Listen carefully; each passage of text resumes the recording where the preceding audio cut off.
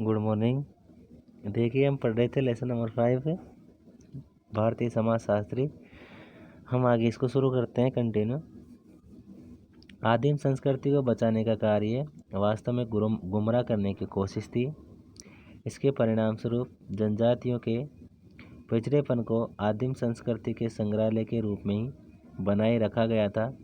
हिंदुत्व की कई विशेषताओं को वे स्वयं पिछड़ा हुआ मानते थे, जिनमें सुधार की आवश्यकता थी।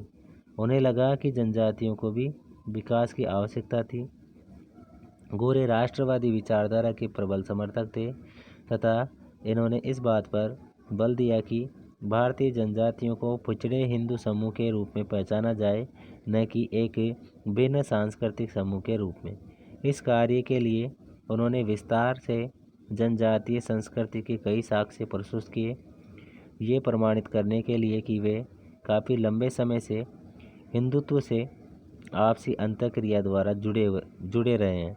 जिस समायोजन प्रक्रिया से सभी भारतीय जातियों को गुजरना पड़ा, उसी प्रक्रिया में जनजातीय वर्ग साधारणतः अन्य भारतीय समुदाय से पीछे रह गए थे। एक मुख्य विवाद है कि भारतीय जनजाति एक ऐसी आदिम जाति थी जो शायद ही कभी अलग थलग रही हो, जिसका वर्णन शास्त्रीय मानव विज्ञान की पुस्तकों में हुआ विवादास्पद नहीं रहा। इस तथ्य पर मतभेद था कि मुख्यधारा की संस्कृति का उस पर क्या प्रभाव पड़ा और इसकी जांच की गई। संरक्षणवादियों का ये विश्वास था कि समायोजन का परिणाम जनजातियों के शोषण तथा उनकी संस्कृति की विलुप्तता के रूप में सामने आएगा। दूसरी तरफ गोरे तथा राष्ट्रवादियों ने ये तर्क दिया कि दुष्परिणाम मात्र जनजातियों संस्कृति तक ही सीमित नहीं होकर भारतीय समाज के सभी पिछड़े तथा दलित वर्गों में समान रूप में देखे जा सकते हैं। अर्थात जो भी अंतर है, चाहे से वो समाज उच्च वर्ग का हो चाहे निम्न वर्ग का हो, लेकिन जो उनमें अंतर होगा, जो उनमें असमानताएं होगी, वो स्पष्ट रूप से देखी जा सकती है। विकास के मार्ग में आने वाले ये वे आवश्यक कठिनाइयां हैं जिनसे बचा नहीं जा सकता। जाति तथा प्रजाति पर गोरे के विचार। गोरे की शैक्षिक साख उनके द्वारा कैम्ब्रिज में किए गए डॉक्टरेट के शोध निबंध के आधार पर बनी, जो आगे चलकर 1932 में caste and race in India के नाम से प्रकाशित हुआ। गोरे के कार्य ने लोगों का ध्यान अपनी ओर आकर्षित किया, क्योंकि इन्होंने समकालीन भारतीय मानव विज्ञान के मुद्दे को संबोधित किया था। इस पुस्तक में गोरे ने जाति तथा प्रजाति के संबंधों पर प्रचलित सिद्धांतों की विस्तार पूर्वक आलोचना की। इस सर्वप्रचलित विचार के प्रमुख उद्घोषक हर्बर्ट रिजले थे, जो ब्रिटिश औपनिवेशिक अधिकारी थे और मानव विज्ञान के मामलों में बेहद रुचि रखते थे।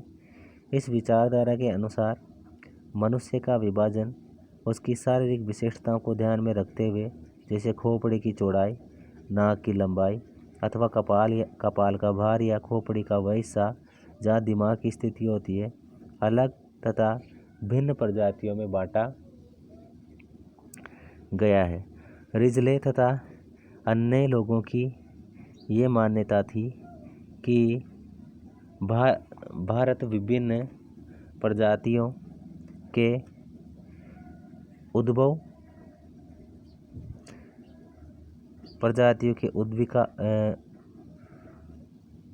उद्विकास के अध्ययन की एक विशिष्ट प्रयोगशाला था, क्योंकि जाति एक लंबे समय से विभिन्न समूहों के बीच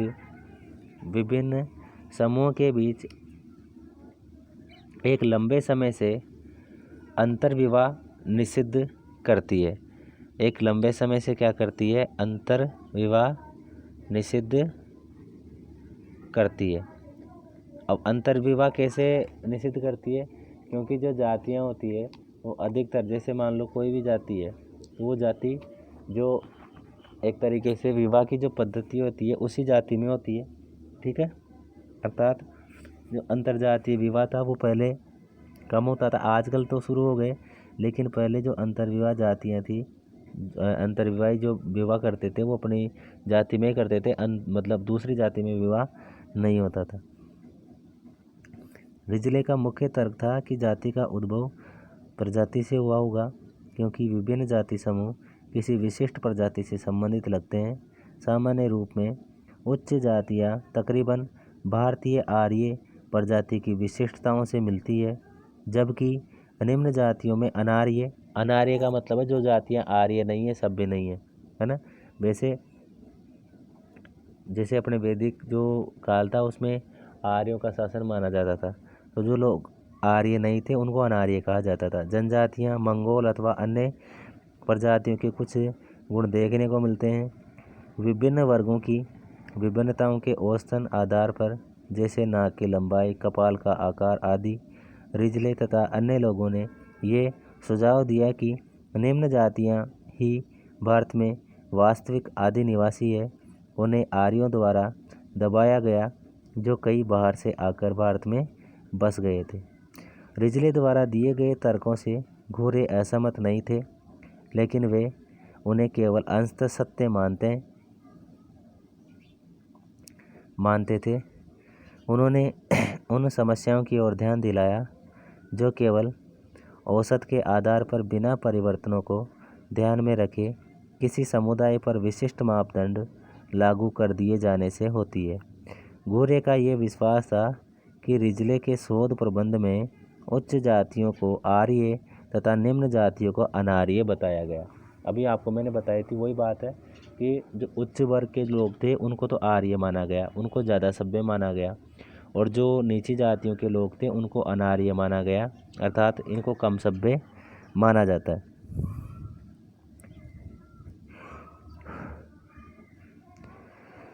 ये व्यापक रूप से केवल उत्तरी भारत के लिए ही सही है। भारत के अन्य भागों में अंतर समूह की विभिन्नताएं मानव मिति माप बहुत व्यापक अथवा व्यवस्थित नहीं है। इसका यह अर्थ हुआ कि अधिकांश भारत में सिंधु गंगा के मैदान छोड़कर विभिन्न प्रजातीय वर्गों का आपस में काफ़ी लंबे समय से मेलजोल या मेल मिलाप रहा था। अतः प्रजातीय शुद्धता केवल उत्तर भारत में बची हुई थी, क्योंकि वहाँ अंतर्विवाह निषिद्ध था। शेष भारत में अंतर्विवाह अर्थात जाति विशेष में विवाह करना का प्रचलन उन वर्गों में हुआ जो प्रजातीय स्तर से वैसे ही भिन्न थे। अर्थात एक ही जो विशेषताएं थी, एक ही जाति की जो विशेषताएं थी, उनको आधार मानकर एक तरीके से वो अपनी ही जाति है उसमें शादी करते थे। आज जाति के इस प्रजातीय सिद्धांत को नहीं माना जाता, परंतु 20वीं सदी के पूर्वार्ध में इसे सज माना जाता था। अर्थात वर्तमान में तो क्या है कि ऐसी जो व्यवस्थाएं हैं उनका खंडन किया जाता है, एक जाति से दूसरी जाति में भी विवाह होता है। लेकिन जो हम बात करते हैं 19वीं और 20वीं सदी की शुरुआत की, तो वहाँ पर ऐसा ही देखने को मिलता था कि एक ही जाति में शादी की जाती थी। इतिहासकारों में आर्यों तथा भारतीय उपमहाद्वीप में उनके आगमन को लेकर मतभेद है। हालांकि जिस समय घुरे इस विषय पर लिख रहे थे उस समय इस विषय के ये मुद्दे महत्वपूर्ण थे। इसी कारण से इनके लेखों ने लोगों का ध्यान आकर्षित किया। घुरे जाति की एक विस्तृत परिभाषा दिए जाने के कारण भी जाने जाते हैं। उनकी परिभाषा 6 महत्वपूर्ण विशेषताओं पर बल देती है, अर्थात 6 बिंदु उन्होंने बताए हैं। तो वो 6 बिंदु क्या है, देखिए। पहला है, जाति एक ऐसी संस्था है जो खंडीय विभाजन पर आधारित है। इसका अर्थ ये है कि जाति समाज की कई बंद पारस्परिक अनन्य खंडों में बटा हुआ, अलग अलग इकाइयों में बटा हुआ है। प्रत्येक जाति ही ऐसा ही एक खंड है। ये बंद है, किंतु जाति का निर्धारण जन्म से होता है। एक विशिष्ट जाति के बच्चे हमेशा उसी जाति के होंगे। दूसरे शब्दों में जाति की सदस्यता केवल जन्म के आधार पर मिलती है। अर्थात कोई भी व्यक्ति है उसकी जाति का निर्धारण जन्म के आधार पर होता है। जिस जाति में वो जन्म लेगा वो जाति उसकी जाति वही हो जाएगी। संक्षेप में किसी भी व्यक्ति की जाति का निर्धारण जन्म के समय होता है। दूसरी चीज़ है जातिगत समाज सोपानिक विभाजन पर आधारित होते हैं। प्रत्येक जाति दूसरी जाति की तुलना में असमान होती है, अर्थात प्रत्येक जाति दूसरी से उच्च या निम्न होती है। अर्थात जातियों जो समाज में उनकी स्थिति होती है उच्च या निम्न वो हो सकती है। इसके बाद तीसरा बिंदु बताया, संस्था के रूप में जाति सामाजिक अंतःक्रिया पर प्रतिबंध लगाती है, विशेषकर साथ बैठकर भोजन करने पर। किस प्रकार के खाद्य पदार्थ को विभिन्न जातियों के बीच बांटा जा सकता है, इसके विस्तृत नियम है। यह नियम पवित्रता अपवित्रता के बीच एक तरीके से संचालित होते हैं, अर्थात खान पीन को लेकर भी विभाजन है। जैसे हम बात करते हैं उच्च वर्ग के, तो वो उनका जो विभाजन है वो अलग तरीके से होगा, और जो निम्न जातियां हैं उनका अलग तरीके से होगा।